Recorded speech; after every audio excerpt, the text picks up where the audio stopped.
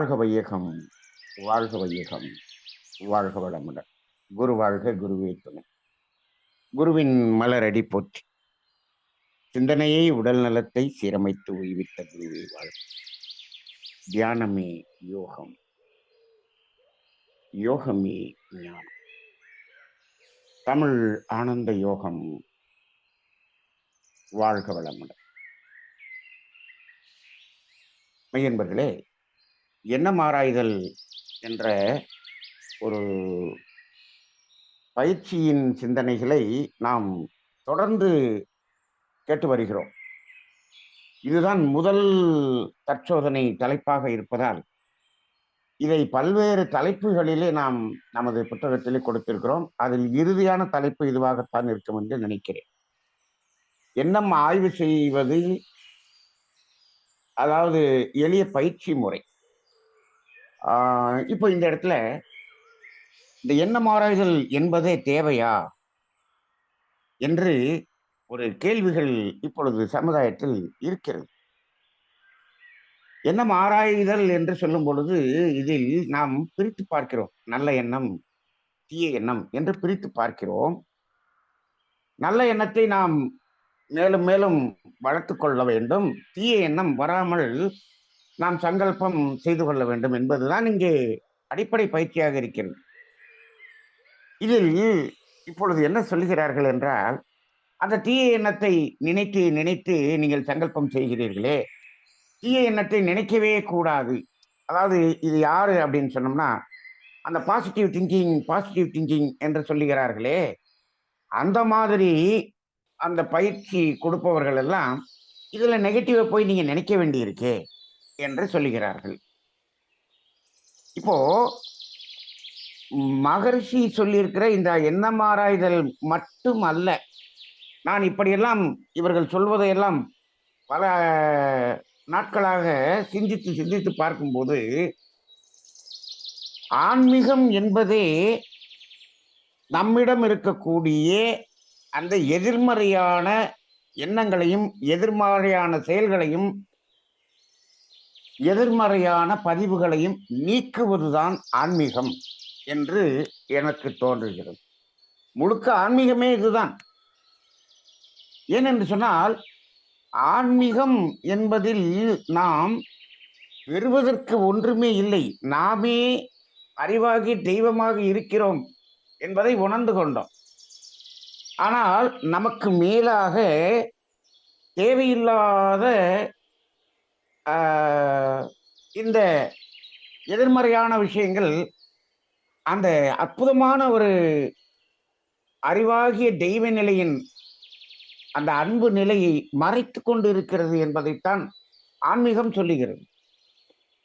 இப்போ வடலூரில் கூட என்ன ஜோதியை பார்ப்பதற்கு என்ன செய்கிறார்கள்? திரையை விலக்கி விலக்கி விலக்கி பார்க்கிறார்கள். திரையை விலக்கினால் ஜோதி தெரிகிறது. அங்கு ஜோதியை நாம் ஏற்றவில்லை, அது இருக்கிறது. திரையை விலக்குதல் தான் அங்கு நடக்கிறது. அப்ப ஆன்மீகம் என்பது என்ன என்று சொன்னால், நாம் எத்தனை காலமாக நாம் அந்த கூடாத செயல்களை செய்து பதிவுகளை வைத்திருக்கிறோமோ அதை அகற்றுவதுதான் என்பதுதான் ஆன்மீகமாக இருக்கிறது. நாமே நம்மளுடைய வாழ்வின் நோக்கம் என்ன என்று ஆரம்பிக்கும் பொழுது என்ன சொல்லுகிறோம்? கர்ம வினைகளை தூய்மை செய்வது. அதுதானே எதற்காக பிறந்தோம் என்று மகர்ஷியினுடைய கவி அதுதானே சொல்லுகிறது. வினைப்பதிவாம் சுமையை விடுத்து தூய்மை பெறவே. முடிஞ்சு போச்சு. அப்ப அதிலிருந்து விலகுவதற்கு, அதை எடுப்பதற்கு, இப்போ எதை எடுப்பது என்று நீங்கள் பயிற்சி செய்வீர்கள்? எதை எடுப்பதற்கான செயல் செய்வீர்கள் என்றால், இந்த தீய எண்ணங்களையும் தீய பதிவுகளையும் எடுக்கிறதுக்காகத்தானே நாம் செய்கிறோம். அப்ப இதை பற்றி நினைக்காமல் எப்படி அதை செய்ய முடியும்? அப்ப இது ஆரம்ப காலகட்டத்தில் இந்த எண்ணமாராய்தல் பயிற்சி இல்லாமல் ஆன்மீகத்தில் வெற்றி பெற முடியாது. இந்த எண்ணமாராய்தல் பயிற்சி இல்லாமல் ஆன்மீகத்துக்குள்ள வளர்ந்துட்டாங்கன்னு வச்சுங்க, அவங்க என்ன செய்வாங்கன்னா, அது பாசிட்டிவா திங்க் பண்றது, எல்லாமே நேர்மறையாகத்தான் பேசணும். இதுல உயர்ந்து உயர்ந்து உயர்ந்து அவர் பெரிய ஆன்மீகவாதியாக வந்து விடுவார். எப்படி இருப்பார் என்று தெரியுமா? தேவையில்லாததை எல்லாம் இந்த பிரபஞ்சத்திடம் கேட்டு பெற்று பெற்று பெற்று பெரிய ஆசிரமம் கட்டி அவரை ஒரு பெரிய புகழின் உச்சத்துக்கு போகக்கூடியவராக மாறி விடுவார். ஏன்னு கேட்டா, அவரு அதை எண்ணம் ஆராய்தல் என்பதில் பயிற்சியில் வெற்றி பெறாமல், ஏன்னா அதை ஸ்கிப் பண்ணிட்டு போயிட்டாரு. இது ஸ்கிப் பண்ணிட்டு போயிட்டாருன்னா அங்க டேஞ்சர்.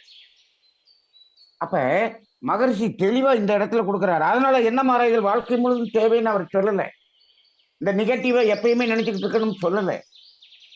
ஆரம்ப காலத்தில் இந்த எதிர்மறையான எண்ணங்கள், தீய எண்ணங்கள், இப்ப இந்த தீய எண்ணங்கள் தான் தீய செயலாக மாறி, தீய பதிவாக மாறி, அது பிறருக்கு ஒரு துன்பத்தை கொடுத்தது, அது மீண்டும் எனக்கு துன்பமாக வருகிறது. இந்த கான்செப்டை தெரிஞ்சிட்டு இந்த தீய எண்ணத்தை நாம் என்ன பண்ணக்கூடாது, மீண்டும் செய்யக்கூடாது. அப்ப இது எதுக்காக இந்த கெட்டதை நினைக்கிறோம்? நமக்கு வரக்கூடிய துன்பத்துக்கான காரணத்தை நாம் பார்க்கிறோம். இப்ப இந்த நெகட்டிவே நினைக்க கூடாது அப்படின்னு சொல்றவங்கள்ட்ட நான் ஒன்று கேட்கிறேன். என்ன என்று சொல்ல, ஒரு நோய் வருகிறது, இதற்கான காரணம் என்ன என்று ஆராய்ச்சி செய்யணும். ஒரு பிளட் டெஸ்ட் பண்றோம், ஸ்கேன் எடுக்கிறோம்னே வச்சுக்கோங்க. இப்ப அதையே நீ போய் பார்க்குற, அது நெகட்டிவ். அதற்கு நீ போய் பார்க்குற, அதை பார்க்காத. இதுக்கு என்ன காரணம் என்று கண்டுபிடிக்காத.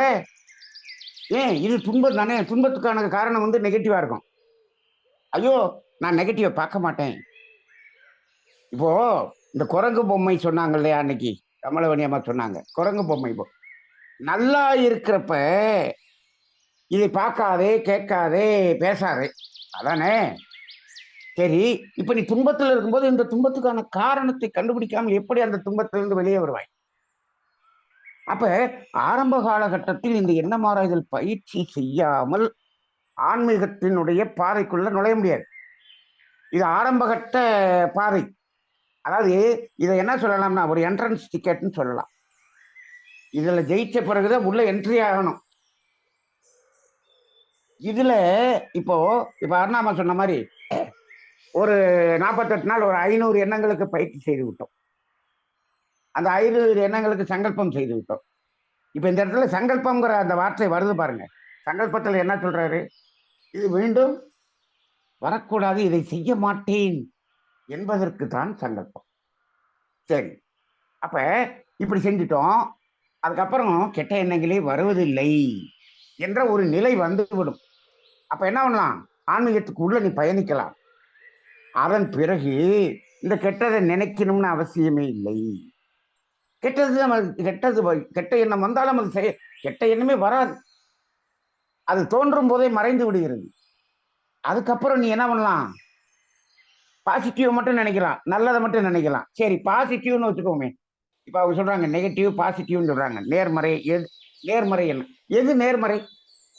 எது நேர்மறை? நேர்மறை அப்படின்னு சொன்னோம்னா பிறர் துன்பம் போக்குவதுதான் நேர்மறை. அங்கேயும் துன்பம் போக்கும் செயல் தான் நல்ல செயல்னு வச்சுக்கிட்டோம் நம்ம. அப்ப அங்கேயும் அந்த துன்பம் என்பதற்கு காரணத்தை சொல்லி அங்கேயும் நம்ம என்ன பண்ண வேண்டியிருக்கு? இப்ப அவருடைய துன்பத்தை போக்கணும்னா அவர்களுக்கு இருக்கக்கூடிய நெகட்டிவை வெளியே தள்ளுறதுக்கு அவருக்கு அறிவால் நம்ம சொல்ல வேண்டி இருக்கிறது. அங்கேயும் நெகட்டிவ் பார்க்க வேண்டியதா இருக்கு. அப்ப இந்த நெகட்டிவான விஷயத்தை பார்க்க மாட்டேன் என்று சொன்னால் அவரு ஆன்மீகம் என்பதற்கோ அக வாழ்க்கைக்கோ வராமல் நீங்கள் 100% புற வாழ்க்கைக்கு முன்னேறுவதற்காக செய்பவர்கள் நீங்கள் அந்த பாசிட்டிவ் திங்கிங்லே போங்க. இன்னொரு விஷயம் என்னன்னா, இந்த பாசிட்டிவ் திங்கிங் அப்படிங்கிறது எல்லாமே இந்த புற வாழ்க்கையில் இருக்கக்கூடிய மார்க்கெட்டிங் மேனேஜ்மெண்ட் ட்ரைனிங்ல தான் அப்படி கொடுத்துக்கிட்டு இருந்தாங்க. இந்த ட்ரைனிங்கை போய் எடுத்துக்கிட்டு இங்கிட்ட ஆன்மீகத்துக்கு வந்துட்டு இங்கிட்ட ஒரு காலு அங்கிட்ட ஒரு காலு வச்சவங்க இது ரெண்டையும் போட்டு குழப்புற அந்த குழப்பம்தான் இன்றைக்கு ஆன்மீகத்தில் பெரிய குழப்பமாக இருக்கிறது. ஆயிரக்கணக்கான பேர் இப்பொழுது குழம்பி போய் கிடக்கிறார். ஏன் சொல்றேன்னா, நான் மார்க்கெட்டிங்ல வேலை பார்த்தவன். நான் முழுக்க என்னுடைய சர்வீஸ் முழுவதும் மார்க்கெட்டிங் டிபார்ட்மெண்ட். அப்ப அங்கு கொடுக்கக்கூடிய பயிற்சிகள் இங்கு நான் அதே எவ்வளவு காலம் அதில் வேலை செய்தனோ அந்த அளவுக்கு நான் மகரிஷியினுடைய தத்துவத்திலும் இருந்திருக்கிறேன். இதையும் அதையும் டோட்டலா வேறுபாடாக பார்ப்பேன். அங்கு கொடுக்கக்கூடியதற்கும் இதற்கும் அதையும் பொருத்தவே மாட்டேன். அது வேறு, இது வேறு. அது புற வாழ்க்கையில் நீ முன்னேறுவதற்காக, இது அக வாழ்க்கையில் முன்னேறுவதற்காக. இதையும் அதையும் போட்டு குழப்பணும் அப்படின்னு சொன்னோம்னா முடியாது. இதனாலதான் இப்படி குழப்புறதுனாலதான் நிறைய பேர் என்ன ஆயிருக்காங்கன்னா, புற வாழ்க்கையில் கோடி கோடியாக சேர்த்துக்கொண்டு கோடீஸ்வரனாக இருந்து கொண்டு நான் ஞானமும் அடைந்து விட்டேன், அங்கிட்டு பணமும் கோடி கோடியா லட்ச லட்சமா சேர்ந்துகிட்டே இருக்கு, ஞானமும் அடைந்து விட்டேன் என்று சொல்றாங்க. ஏன்? இதையும் அதையும் குழப்பி ரெண்டையும் போட்டு மிக்ஸ் பண்ணி பஞ்சாமிரதம் மாதிரி அடிக்கிற ஒரு நிலை வந்து விட்டது. ஆக நல்ல தெளிவா வச்சுக்கணும். அக வாழ்க்கை என்பது ஆன்மீகம் என்பது வேறு, புற வாழ்க்கை என்பது வேறு. அப்ப நீ அக வாழ்க்கையில என்ன பண்ணணும்னா, அக வாழ்க்கையில் பெற வேண்டியது எதுவுமே இல்லை, எல்லாமே நம்மிடம் இருக்கிறது, நிறைவாக இருக்கிறது, நீடித்ததாக இருக்கிறது, அபரிமிதமாக இருக்கிறது. அதற்கு இந்த அல்லதை தவிர்த்தால் போதும். அப்ப கெட்டதை விளக்கினால் போதும். கெட்டதிலிருந்து விலகுவதுதான் ஆன்மீகம். நீ ஐயப்பன் கோயிலுக்கு மாலை போடுறீங்க 48 நாள். என்ன சொல்றோம்? இதை விடணும், அதை விடணும், இதை விடணும், இதை விடணும், இதெல்லாம் விடணும். அதெல்லாம் விடணுங்கிறத நான் மாலை போட்டது. நான் மாலை போட்டிருக்கேன், நான் இதெல்லாம் செய்ய மாட்டேன், இதை செய்ய மாட்டேன், இதை செய்ய மாட்டேன். அதானே? சரி, ஒரு மருத்துவம் என்று வைத்துக் கொள்ளுங்கள். நோய், உண்மையான மருத்துவர், நான் இப்ப இருக்கிற மருத்துவரை சொல்லல, உண்மையான மருத்துவர் நமது சித்தர்கள் என்ன சொல்லியிருக்காங்க? மருந்து கொடுக்கறதுக்கு முன்னாடி எத்தனை கண்டிஷன், இதை செய்யாத, இதை செய்யக்கூடாது, இதை செய்யக்கூடாது, இதை செய்யக்கூடாது என்று பத்தியங்கள் தான் அதிகம், மருந்து கொஞ்சம் தான். அப்ப கூடாது என்பதுதான் அதிகமாக இருக்கிறது. அப்ப அகத்துக்குள்ளாக அக வாழ்க்கையில் நாம் முன்னேற வேண்டும் என்று சொன்னால் விடுதலை என்பதுதான் இருக்கிறது. அப்ப இங்க என்ன மாறாயதில் அந்த கெட்ட எண்ணங்களை நீக்குவதற்கான பயிற்சி வேணுமா வேண்டாமா? வேண்டும். இந்த பயிற்சியில் வந்து யார் இவன் வந்து அம்மா சொன்னாங்களே அது மாதிரி இவன் பிழைக்க தெரியாதவன், ஏமாளி, கோமாளி என்று அந்த பெயரெல்லாம் வாங்கிய பிறகு அதன் பிறகு நாம் என்ன பண்ண வேண்டியதில்லை, இது தேவையில்லை. ஏன்னா அதுக்கப்புறம் நமக்கு நல்ல எண்ணங்கள் மட்டும்தான் வரும். நம்ம தான் அப்படி ஆயிட்டோமே, அதுக்கப்புறம் தேவையில்லை. ஆனால் ஆரம்பத்தில் இதில் வெற்றி பெறாமல் அடுத்த நிலைக்கு செல்வது தவறாக இருக்கும். அப்ப அந்த ஒரு நல்ல ஒரு நிலையில் அடைந்தவர்கள் இந்த எண்ணத்தை பத்தி எல்லாம் நீங்க கெட்ட எண்ணத்தை பத்தி எல்லாம் நினைக்காதீங்க அப்படின்னு சொல்றாங்கன்னு வச்சுக்கோங்க. அவர் நிலையிலிருந்து சொல்லுகிறார். ஆனால் அது நம்மளுடைய நிலைக்கு அது சரியா என்று பார்க்க வேண்டும். இன்னைக்கு சமுதாயத்துல அப்படி நீங்க பார்க்கறீங்கன்னு வச்சுக்கோங்க, நீங்கள் இருந்து கொள்ளுங்கள். சமுதாயத்துக்கு நான் வந்து இந்த பயிற்சி கொடுக்கிறேன், நான் ஆசிரியராக இருக்கிறேன், நான் வந்து அமைப்பை ஏற்படுத்துகிறேன், நான் சமுதாயத்தை திருத்துகிறேன் என்று வராதீர்கள், வர வேண்டாம். ஏன்னா இந்த சமுதாயத்துக்கு நீங்கள் அடைந்த நிலையை அப்படி சொல்லிட்டோம் அப்படின்னு சொன்னோம்னா சமுதாயம் கெட்டு போயிடும். அப்ப நான் இதுக்காக தான் அந்த அடிக்கடி சொல்றது உண்டு, மகரிஷி எந்த நிலையில் இறங்கி வந்து இந்த எண்ணம் ஆராய்கள் கொடுத்திருக்காரு. அவரை பொறுத்தளவுல இந்த கெட்ட எண்ணத்தை நினைச்சு சங்கல்பம் போடணுங்கிறது தேவையில்லாத வேலை. எவ்வளவு இறங்கி வந்து இப்படி ஒரு பயிற்சியை நமக்கு வடிவமைச்சு கொடுத்துருக்காருன்னா அவரு நம்ம நிலைக்கு வந்துட்டார். நம்ம நிலைக்கு வந்து அதை கொடுக்குறார். இந்த நிலையில இருந்துட்டு அந்த நிலைக்கு வாங்கன்றார். அந்த நிலைக்கு வந்த பிறகு அது தேவையில்லை. ஆக இந்த எண்ணம் ஆராய்தல் தேவையா என்பதே ஒரு பெரிய கேள்வியாக இருக்கிறது. அதற்குரிய விளக்கத்தை இப்பொழுது சொல்ல வேண்டிய ஒரு கட்டாயமாக இருக்கிறது. சரி, இப்ப கற்பக விருட்சம் என்று சொல்லிவிட்டார்கள், கேட்டதெல்லாம் கொடுக்கும், ரைட். இப்போ மகரிஷி சொல்லுவாங்க, நீ நினைப்பது நடக்கும் அப்பா அப்படின்னு சொல்லிட்டு எது நடக்க வேண்டுமோ அதை மட்டும்தான் நீ நினைப்பா என்றும் சொல்லிவிட்டார். அப்ப இந்த இடத்துல அவங்க சொன்னாங்க, ஒவ்வொரு இடத்துலையும் தவம் பண்ணிட்டு கடைசியில கேள்வி, ஒவ்வொரு ஜபத்திலையும் இது கடைசியில தான் இது வருது. அந்த நிலை வரும்போது நீ ஆல்பா நிலைக்கு வந்து விடுகிறாய். அந்த ஆல்பா நிலையில் வரும்பொழுது உனக்கு என்ன தேவையை மட்டும்தான் நீ கேட்பாய். தேவையில்லாததை கேட்க மனம் இருக்காது. ஆல்பா நிலையில் சங்கல்பம் இடும்போது தேவைக்கான சங்கல்பம் மட்டும்தான் செய்ய முடியும். ஆல்பா நிலையில் வந்து கொண்டு நான் கார் வேணும், பங்களா வேணும், இது வேண்டும், அது வேண்டும் என்று கேட்கிறார்கள் என்று சொன்னால் அவர்கள் ஆல்பா நிலையில் இல்லை என்ற அர்த்தம். அப்படி இல்லை என்றால் இவர்கள் ஆல்பா நிலைக்கு வருவதற்கு தவம் செய்வதற்கு முன்னாடியே இந்த பேப்பர்ல எல்லாத்தையும் எழுதி வச்சிடறாங்க.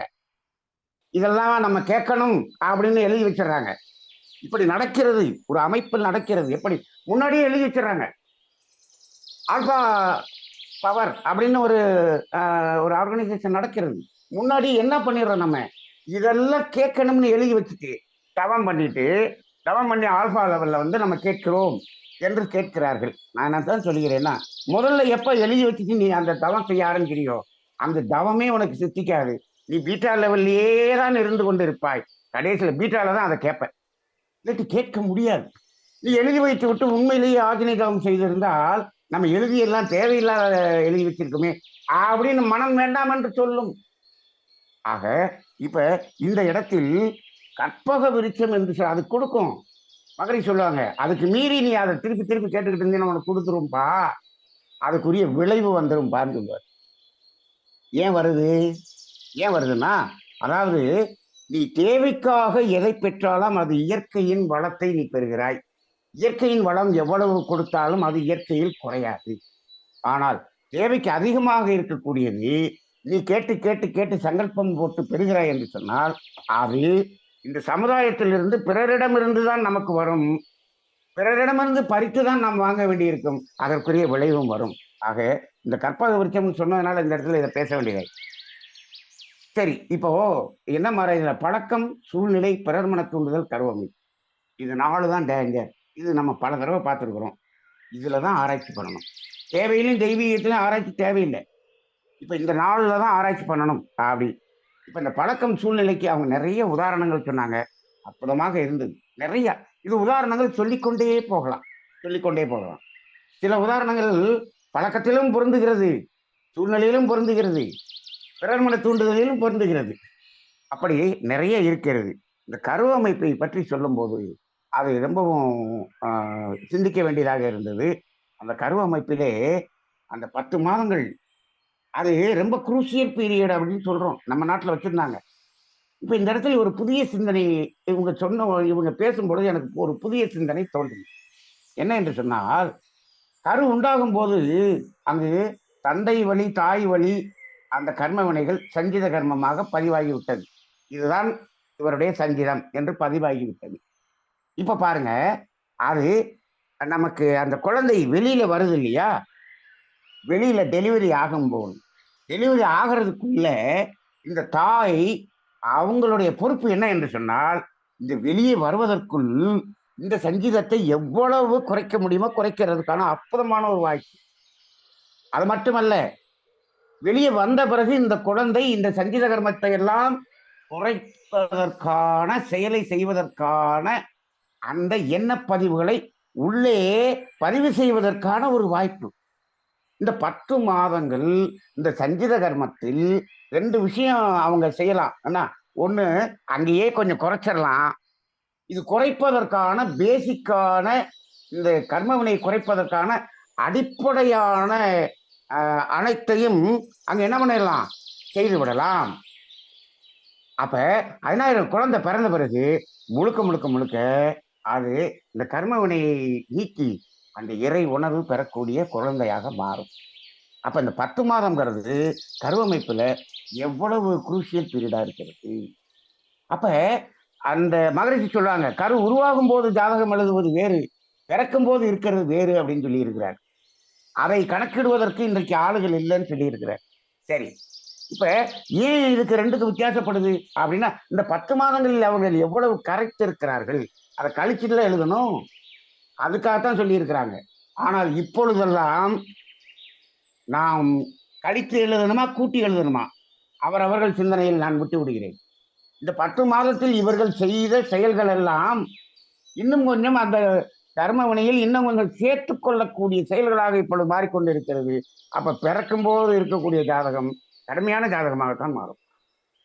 அப்ப இந்த 10 மாதம் கருவமைப்பு அப்படிங்கிறதுல அந்த எண்ணங்கள் எவ்வளவு அற்புதமாக இதை வடிவமைத்து விடலாம். இங்கு கொடுக்கக்கூடிய எண்ணங்கள் தான் அவன் வாழ்க்கையாக மாறுகிறது. அதனாலதான் இந்த தாய்மைங்கிறது அவ்வளவு ரொம்ப ஒரு பொறுப்புள்ளதாக பார்க்கப்படுகிறது. இந்த 10 மாதம் ஒரு குழந்தை பிறப்பு என்பது வாழ்க்கையில் மிக மிக மிக, அதாவது இப்ப நம்ம சொல்றோம் இல்லையா, மகரிஷி அவர்கள் 30 நாள் தியானம் இருந்தார்கள். விருப்பாட்சி குகையிலே 17 வருடம் ரமண மகரிஷி இருந்தார்கள். இப்படி சொல்றாங்க இல்லையா? ஒவ்வொரு தாயும் ஒரு குழந்தை பிறக்கற்கு அந்த 10 மாதம் இருக்கிறதே, அது பெரிய ஒரு தவ உணர்வோடு இருந்தால் இந்த உலகம், அப்பொழுதுதான் உலக அமைதி வரும். அப்ப நான் கூட சொல்றது உண்டு. என்னை பிரதம மந்திரியாக ஆக்கினீர்கள் என்று சொன்னால், முதல்ல போடுற ஃபைல் என்னன்னா, இந்த நாட்டில் குழந்தை உண்டாகிவிட்டது என்று சொன்னால், அந்த பெண் அந்த பராமரிப்பு இல்லத்துக்கு 2 வருடம் வந்துவிட வேண்டும். குழந்தை பிறந்து அந்த குழந்தை ஒரு 1 வருடம் வளரும் வரை அங்கு அத்தனையும் அரசாங்கம் ஏற்றுக்கொள்ளும். அங்க அங்க இருக்கக்கூடிய சூழ்நிலையை அப்படி அமைத்து விடும். அவர்கள் குடும்பத்தார் வந்து பார்த்து செல்லலாம். அப்படியென்று ஒரு சட்டத்தை போட்டு, அதற்காக பல கோடி ரூபாயை ஒதுக்க ஃபைல்ல தான் நான் கையெழுத்து போடுவேன் அப்படின்னு சொல்லி. இன்னைக்கு எதுக்காக கையெழுத்து போடுறேன், அந்த கையெழுத்து போட்டோன்னு வச்சுங்க, அதுக்கப்புறம் ஒரு 20 வருடத்தில் இந்த நாடே ஒரு அற்புதமான ஒரு சொர்க்க பூமியாக மாறிவிடும் என்று சொல்வேன். அப்ப அதுபோல அந்த கருவமைப்பு அப்படிங்கிறது மிகவும் சிந்திக்கக்கூடியதாக இருந்தது. இதுல கூட நம்ம நாட்டுல அகத்தில் அகத்தை வளர்ப்பதற்கான நிறைய விஷயங்களை சொல்லியிருந்தாங்க. இப்ப இவங்க இஸ்ரேல்ல சொன்னது புறத்தை வளர்ப்பதற்கான டெக்னிக்ஸை அவங்க பயன்படுத்துறாங்க. அப்ப அது புறத்தில் தான் அதை வெற்றி பெற முடியும், அகத்தில் வெற்றி பெற முடியாது. இப்போ அங்கதான் நிறைய ஆராய்ச்சியாளர்கள் நிறைய இருக்கிறாங்க. ஆனா இன்னைக்கு அங்கதான் சண்டை போட்டு அத்தனையும் அழிக்கக்கூடிய அங்க மனமும் அப்படிதான் இருக்கிறது. அங்க அகம் வளரவில்லை, புறம்தான் வளர்கிறது என்பதையும் நாம் தெரிந்து கொள்ள வேண்டும். இப்போ கடைசியா அந்த எண்ணம் ஆராய்தல் பயிற்சி செய்யறது சொல்லிட்டாங்க அவங்க. இதுல என்னன்னா, அதாவது அந்த அடிமனம் அறிவாக இருக்கக்கூடிய மனம், இந்த ஒரு எண்ணம் கெட்ட எண்ணம் வருகிறது, அது மேல் மனதிலிருந்து பதியப்பட்ட எண்ணம். அடிமனதின் அறிவிலிருந்து வரக்கூடிய எண்ணத்தை கொண்டு அதை ஆய்வு செய்து அதை நம்ம சங்கல்பம் போட்டு அதை நாம் மாற்ற வேண்டும் என்பதுதான் இந்த எண்ணம் ஆராய்தல் பயிற்சியாக இருக்கிறது. இதுல கடைசி அவங்க சொன்னது, இதில் மற்றவர்கள் மாறுகிறார்களோ இல்லையா, நாம் மாற வேண்டும். இது ரொம்ப ரொம்ப ரொம்ப முக்கியம். ஏன்னு கேட்டா, இன்னைக்கு நிறைய பேர் எல்லாரும் மாற சொல்லுங்க, நான் மாறுகிறேன், நான் மட்டும் மாறினால், நீ மட்டும் மாறினால்தான் உனக்கு இந்த மாதிரியான கிரீடம் எல்லாம் கொடுக்கப்படும், இளிச்சவாயன் ஏமாடி என்று. எல்லாரும் மாறிட்டாங்கன்னா அந்த பட்டா நம்ம கொடுக்க மாட்டாங்கல்ல. அப்ப இன்னொன்னு என்னன்னா, யார் மாறுகிறார்களோ அதை பற்றி நமக்கு என்ன? அவர்களுடைய வாழ்க்கை அவர்கள் கையில். நம்மளுடைய சந்ததி நல்லா இருக்கணும்னா நம்ம மாறணும், அவ்வளவுதானே. நம்ம குழந்தைகள் வாழ்க்கைக்கு நாம மாறுவோம், அவ்வளவுதான். அப்ப பிறரை பார்த்து அவங்க சம்பாதிச்சாங்க, பிள்ளைக்கு வீடு கட்டி வச்சாங்க, பிள்ளைக்கு அது வாங்கி கொடுத்தாங்க, நம்மளும் வாங்கி கொடுத்தோம், இப்படி புறத்தையே கம்பேர் பண்ணிக்கிட்டு இருந்தோம். அகத்துக்குள்ளாக வரும் பொழுது உங்க கூட யாரும் வரமாட்டாங்க. ஏன்னா எல்லாம் புறம் சார்ந்த வாழ்க்கை. அப்ப என்ன பண்ணணும், நாம் உணர்ந்து கொண்டோமோ, நாம் என்ன பண்ணணும், செயல்படுத்த வேண்டும் என்ற ஒரு நிலைக்கு செல்ல வேண்டும். ஆக இந்த எண்ணம் ஆராய்தல் என்பது அது நெகட்டிவ் அப்படிங்கிறது இல்லை. அதாவது தூய்மை செய்தல் என்பதுதான், அழுக்கை களைந்து எடுப்பதுதான் இந்த எண்ணம் ஆராய்தல் பயிற்சி. உடலில் உள்ள அழுக்கை எடுக்கிறது அப்படிங்கிறது ஒண்ணு, மனதில் உள்ள அழுக்கை எடுக்கிறதுங்கிறது ஒண்ணு, கர்மயத்தில் இருக்கக்கூடிய அழுக்கை எடுப்பது என்று ஒன்று. ஆக இந்த தூய்மை செய்யக்கூடியதுதான் ஆன்மீகம். தூய்மையை கெடுப்பதுதான் புற வாழ்க்கை. புற வாழ்க்கைக்கு நீங்கள் பாசிட்டிவ் திங்கிங் எல்லாமே பண்ணுங்க.